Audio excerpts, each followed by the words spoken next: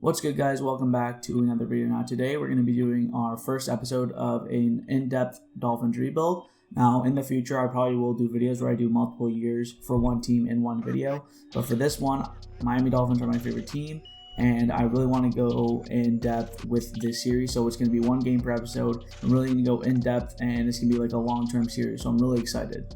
Now, with that being said, I do have a couple things to show you before we get to the team, like some of the changes I made to the league and contracts and all that stuff, and then some of the sliders we'll be using for the series.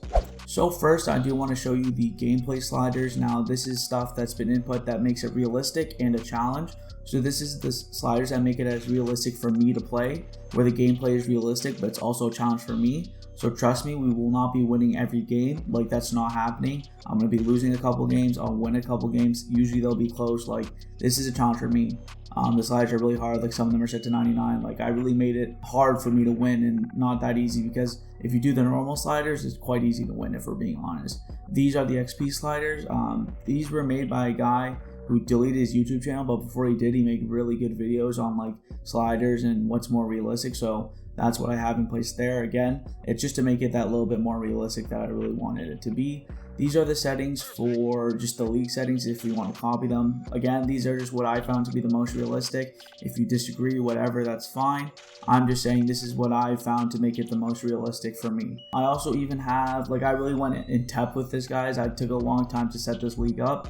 I went in and I even did auto subs and formation subs. With these auto subs, usually and hopefully, again, it's not perfect, it's what we can do with Madden because the game isn't good, but like subs will come in, backups will come in, so it's really important to have good depth like it is on a real NFL team, especially with injuries and all that type of stuff, fatigue, all that type of stuff. So it's really important that we handle that. So again, I really wanted to go realistic with it. The next thing I want to show you is the contract. So basically, when you download these updated rosters from the roster sharing, in the roster editor, these editors that are like great at making rosters and great at editing them and great at making them up to date, they can't update their contracts.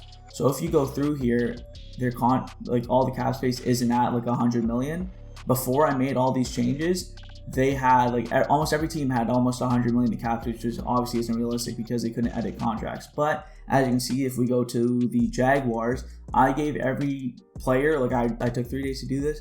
I went in and I edited everyone's contract to make it as close to real life as possible. So a guy like Christian Kirk is making a decent amount of money. Again, it's not perfect because again, you can't make custom contracts exactly how it is in real life, but it's as best as I could do with what Madden allows me to do. So for example, Tyreek Hill is making this amount of money. It's a decent chunk.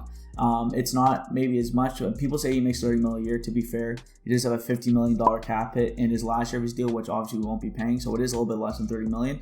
But this is as close as I could get it to like real life as possible. And again, even if you disagree, like it's much better than it was before. So everything is how it should be. So I'm really excited for that because again, I took my time to do that and it's as realistic as possible. Now, I keep saying how much detail I went into, and that's what you're going to see now that we can get into the roster. So let's go ahead into the adjust lineup screen. Now, you're going to see some ratings that you might agree with, you might disagree with, that's whatever. This is, I watch every Dolphins game. I watch all 22 of every Dolphins game. This is what I found to be good enough to where it's realistic. So this is what I believe is our team. These are the ratings, and we'll go more in depth, but I just want to show you all of them for offense and defense. And again, we did a huge roster overhaul during our team this offseason, so I think it's pretty fair, all of these ratings. Xavier Howard is one of the best corners in the league. I only have him at 94. Quite frankly, he should be up there closer to 99, but I think that's pretty realistic. Even a guy like Ugba and Wilkins, they were great last year for us. I really want to go deep into the ratings and show you,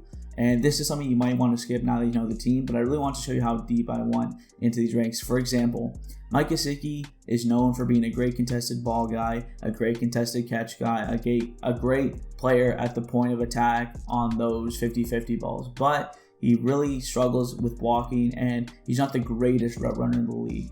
But he does have good speed and he does have good catching. So as you can see, he has 84 speed, 93 catching, 92 catching traffic, and 93 spec catch.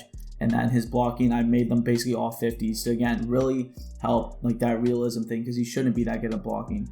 Whereas a guy like Durham Smythe is a way better blocker and a good possession guy. So those ratings really dive into that. Like it's not as perfect as I can because again, Madden just doesn't allow it, but it's pretty spot on to at least what I could do. This is where we're gonna go with the deep dive, and I'll show you every player. So we'll begin with QB1, Tua Tagovailoa. By the way, that's how you pronounce his name. 78. I think he was a 77 before, but again, we got that one upgrade from the Patriots game, which again, I'll let you know what happened there. This is his overalls. I think a 77, 78 is pretty fair. Superstar, people might say that's a little much, but he was a 5th overall pick for a reason. He finally has the opportunity to show it, so I upped him to superstar, but he doesn't even get those crazy abilities. It's literally just stuff to help his accuracy, which again, he's incredibly accurate, so I think that's fair. But yeah, we already showed him his ratings, but yeah, 86 throw power, 93 short accuracy, great on the run, decent speed. Now he's got like his injury, like his hip is probably back to where it should have been, so stuff like that. Then we have Alec Ingold, which we'll get to, just the starting fullback. I mean, he's just really solid, and I think these ratings really show that. There's not much to change with the fullback, to be honest.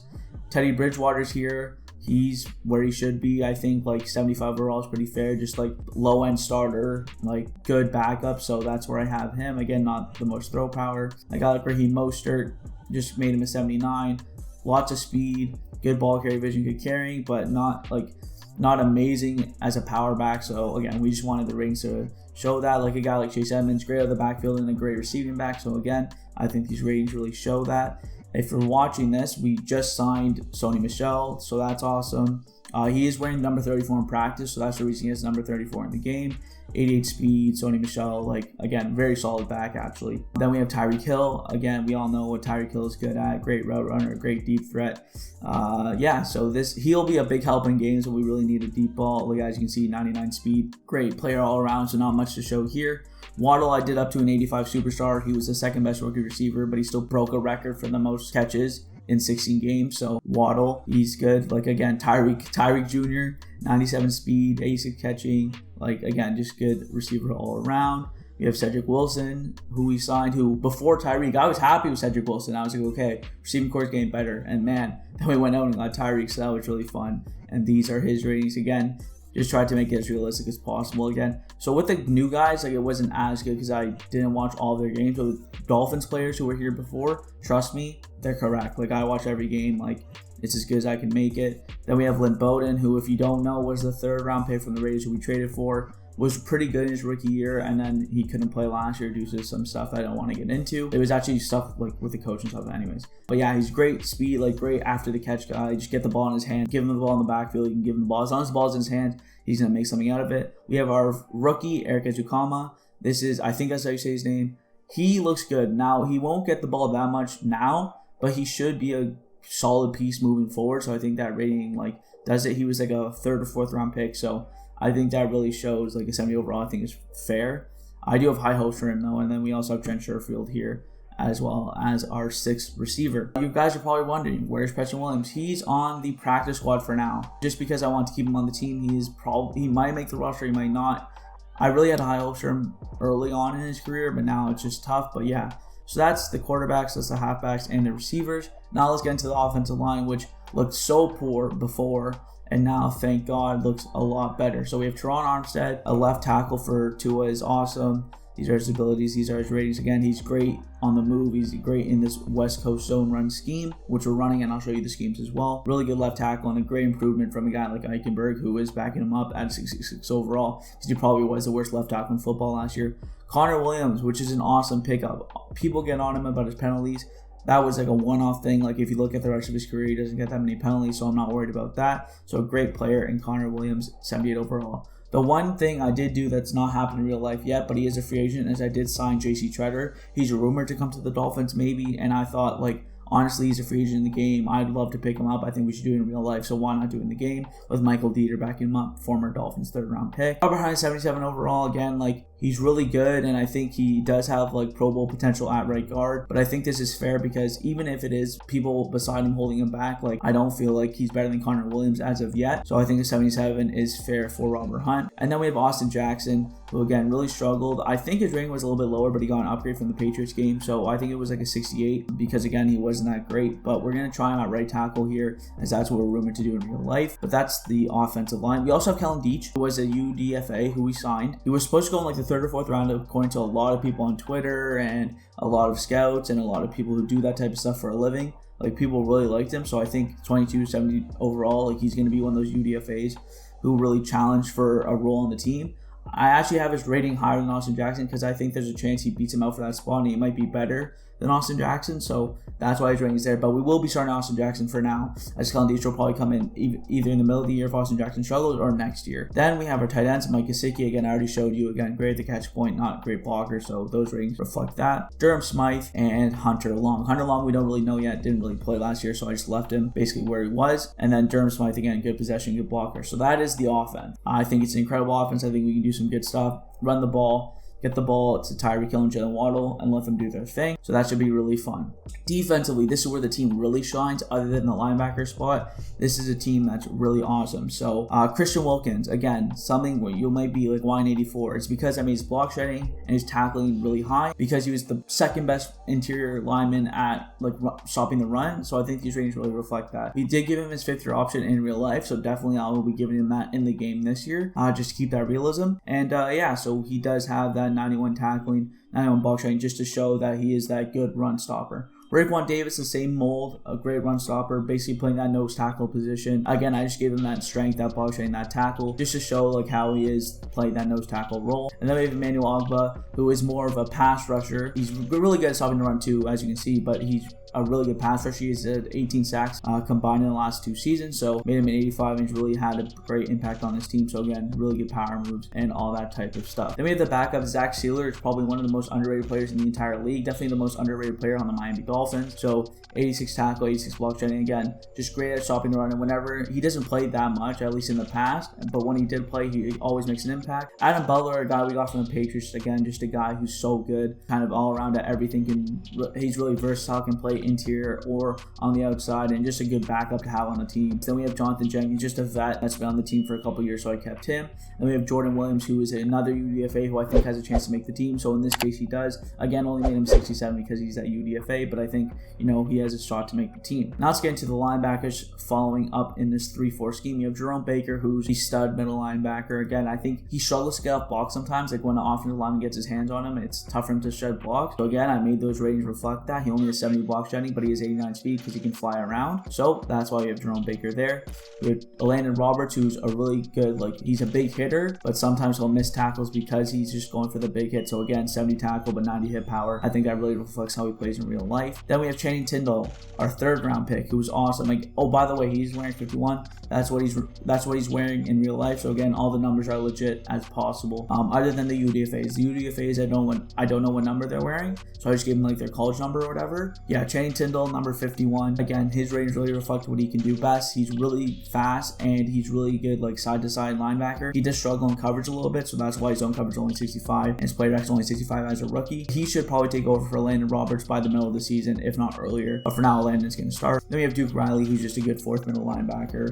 Good locker room guy, and we re-signed him again as we kept our defense mostly the same, so that's good for him. Then we get to Van Ginkel. We'll get to first. Again, just a really solid player. They actually had him as a star before, but I think Norm was a little bit more fair. I think he's a good all-around player, as you can see by his attributes on the screen: speed rusher, power rusher, run stopper, all 76 or above. I think that's what he's good at. And again, even I did things for his traits, he has an aggressive play ball tendency because he really swats the ball a lot. So even things like that I have in there. He's an overall good player and really good at attacking the ball and good awareness of where the ball is. Even the same thing with Emmanuel Ogbah. He led the NFL in terms of defensive line, in terms of swatting passes and really getting up there to deflect passes as they're going. So I did give, it doesn't say here, but I did give him the aggressive play the ball trait, so you'll see him knocking down hopefully a couple passes if Madden is legit, so I can show you that here because I don't think it shows it because he's a defensive line. Plays ball in air, aggressive, because he actually does do that a lot. So again, I really went into this and tried to make it as good as possible in terms of the realism. Then we have Ben Scarlett, again, just a backup, nothing really to say there. And then we did just sign Melvin Ingram, which is awesome. So I'm playing a right outside linebacker, again, just an edge rusher, backup Jalen Phillips. I think he's going to be a great mentor in real life. Hopefully he can do that here on the team. We just signed him. That gives us another edge rusher to use, which is awesome. Melvin Ingram, man, that's a sweet pickup. He's reunited with Tyreek Hill, and again, he was an 85 in the game. I lowered him to a 79 just because, again, he isn't that stud as he was before. 84. So again, he's only a 79. I could have probably made him lower, but I thought that was fair as he was already an 85. So I lowered him 6 overalls. Then we have Jalen Phillips, who I made a superstar. He had 8.5 sacks in his rookie season. That to me is good enough for superstar. Again, he gets the under pressure ability, so I think that's very, very fair. See his ratings. He's a great speed rusher. He's actually a pretty good power rusher as well. I think he's going to be one of the best pass rushers going forward. I think he's going to be awesome. So that's why his overall is 79. Now we get to the safety position, where Brandon Jones did actually take over for Eric Rowe as a starting safety. Him and Javon Holland will be the safety duo going forward. Only 23 years old. He's really good as like an in-the-box type safety, as that strong safety. Not as good in coverage, so that's why his coverage is like a 71 zone and a 68 man, because he's not that great in coverage. So I think the ratings really reflect that, as he's a great tackler and great at finding the ball. We get to Eric Rowe, who again, a guy who I made his ratings reflect what he is. He's not the fastest guy, so only 88 speed, and he doesn't have the great zone coverage, but he actually does have 88 man coverage, because if you line him up against a tight end, man on man, like he's very good at that. So I think that 88 man coverage helps reflect that, even though his overall is only 76, because he's not the greatest tackler either. So again, really went in depth and tried to make those things that he's good at pop out, and then make what he's not good at pop out as well. Then we have Javon Holland, baby. He's great at flying around the field in coverage, in zone coverage. He's a huge hitter. He can get in the box. He can sack the quarterback when you blitz him. He's so awesome. Like top 5 safety, and can do everything. Can just fly around. So 91 speed, 90 zone, 86 play rec, 85 man, 88 pursuit, 90 hit power. Like he was just flipping people over. Again, his first game against New England last year, he literally flipped over Jonnu Smith and made him fumble, so that was awesome. Verone McKinley, another UDFA, who I think is the guy who I have the most chance to make the team. He was Javon Holland's former teammate, great ball hawk, so that's why his ratings reflect that, like 88 speed, 78 zone, 83 play rec, like 77 catching, and 85 stamina again, because he's a really good ball hawk and a guy who can really go up and get the ball. He was teammates with Javon Holland. Now he's back as UDFA, and again, in real life, I think he does have a good chance to make this team as that force safety. Now we get to the big boys, the corners, who are really the backbone of this defense. Usually teams are built from the defensive line and out. Our team is built from the cornerbacks and in. So we have Xavier Howard, 94 overall. His ability is universal coverage, because again, I think he's just great at that. He should get shut down, but for whatever reason doesn't let me put it. So he's getting universal coverage. And then obviously Pickard is an acrobat, as he is the best ball hawk in the league. He's better than Trayvon Diggs and JC Jackson as a ball hawk. He also has great man coverage at 97 and great press 97, because he is the best press man corner in the league. So that's why he has 97 man coverage, 97 press, but his zone is only an 84. So that's why, again, the ratings reflect what he does in real life. Same thing with Byron Jones. Again, Madden, when I initially jumped in here, has him as a zone corner, which is ludicrous, because he's pure like a man press, like 95 man coverage, 95 press, only 85 zone. Like he's a pure man coverage guy. So that's why those ranges reflect that. Nick Needham, who again is kind of slow, but again, just a solid nickel corner, slot corner, so 86 speed, and his kind of ratings are just kind of average all around. Pretty solid player. Really like him on the team. Keon Crossen was the guy we signed. He's going to be a gunner. Again, I went into the formation subs, made him a gunner. He's super fast, and that's basically why his overall is a little bit juiced, because he's not that great of a corner, but he's super fast, good gunner, so that's where he's there. And we also signed Quincy Wilson, who 68 overall, 25 years old, just kind of a solid 6 cornerback. So that is the defense. These are the special teams as I showed. Thomas Morrison, Jason Sanders. Michael Dieter, the backup center, is the long snapper. Then the guy who's going to kick off is Jason Sanders. We have River Cravecraft, who is our 7th receiver, because I think we might carry 7 receivers in real life. And basically, he's just going to be our returner. As you might think, why not Waddle, why not Tyreek, because that might be more exciting. I don't want them getting hurt, and I don't think they'll do that in real life. So that's why we have River Cravecraft returning, as well as Igbenogany, who is still on the team. He is an 85 returner, but again, he's only an 67 overall cornerback. That's why I didn't even make the top 6 corners, just because again, he's not that good, and we basically drafted a first round gunner, which is tough. He's also a gunner again in the formation sub, so see him gunning down when we punt to the other team. Hopefully we're not doing that much. And these are our returners for that. Then if we get to the specialists, we do have Nick Needham in the slot, as I said. We have Emmanuel Ogbah. I'm going to put Melvin Ingram as the backup edge rusher, so don't worry, he'll be swapped for Sealer. And we have Wilkins Davis in the middle for the rush defensive tackle, and Ogbah and Phillips are going to be rushing the passer. Sub linebacker, Tyndall is going to take that spot from Landon Roberts, just because he is better in that sub package with Jerome Baker, obviously. Our slot receiver is going to be Jalen Waddle and Lynn Bowden. Those just guys are great in the slot. So again, Tyreek being the number 1, and then Waddle getting in there for a slot and the number 2 reps. I think that's great. Our third down back is obviously going to be Chase Edmonds. Just again, great receiving back out of the backfield and a great pass blocker. So that's why he's in there with Gaskin and Achman backing him up. And then we have Michelle as our power back. I think that's probably why we brought him in, because we didn't have a guy with lots of power to run between the tackles, that 3rd and 1 guy. So Michelle is definitely going to get that. And then we have Ahmed and Mostert backing him up for that. On the practice squad, we have all the real players: Chris Strevler, Skylar Thompson, who was our 7th round draft pick. We have Zaquandre White, who's a UDFA who I have really high hopes for, probably will make the team next year. Preston Williams, Blake Ferguson, who's the long snapper. Wanted to keep him on the team because he's still in there in real life. And in Madden, long snappers don't really matter, so I didn't want to waste a roster spot on him, but he's still here on the practice squad. Larnell Coleman, a UDFA from last year. Saul McKinley, he needs to show me something. He had a great rookie year, but then he gained some weight, so he really didn't play that much last year, so I really need to see him produce before I can make juices overall a little bit, maybe. Like, if we started this later in the year, maybe he would be on the team. Maybe he's back to what he was before, but for now he's not. Robert Jones, another UDFA from last year, probably better than Jesse Davis. He's here.